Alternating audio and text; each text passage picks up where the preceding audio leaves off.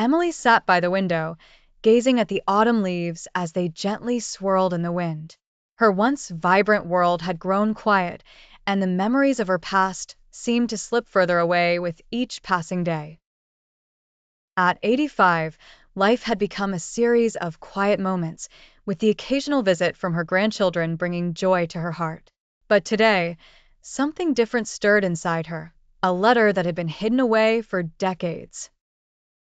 She found the old box in the attic, covered in dust and cobwebs, as if forgotten by time itself.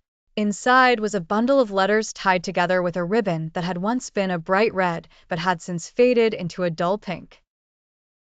Her hands trembled as she untied the bundle and found the letter that she had never opened, the one from John.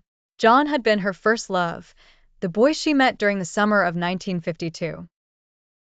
They spent every day together, laughing by the river, dancing under the stars, and sharing dreams of the future. But life took them in different directions. John had to leave for the war, and Emily's family moved to another town. They promised to write, but over time, the letters stopped coming. Emily had written John one last letter, pouring her heart out, but she never sent it. And now, all these years later, she found his reply, one she had never opened, thinking it was too painful. The envelope was yellowed with age, and the ink on the front had faded. Her name, written in John's familiar handwriting, brought back a flood of memories. With a deep breath, Emily opened the letter. Dear Emily, I've thought about you every day since I left. There are moments when I can almost hear your laugh, smell the wildflowers we used to pick by the river. I'm writing this letter because there's something I need to tell you. Something I should have said long ago. I love you, Emily. I always have.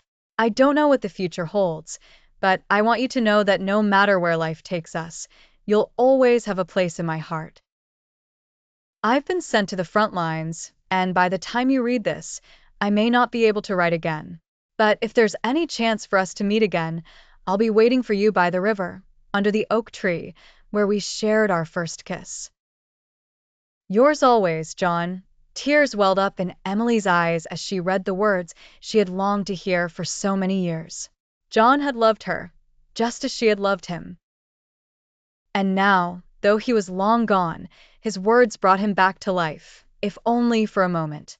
She clutched the letter to her chest and smiled through her tears, knowing that somewhere, in a place beyond time, John was still waiting for her. By the river, under the oak tree, where their love had once begun.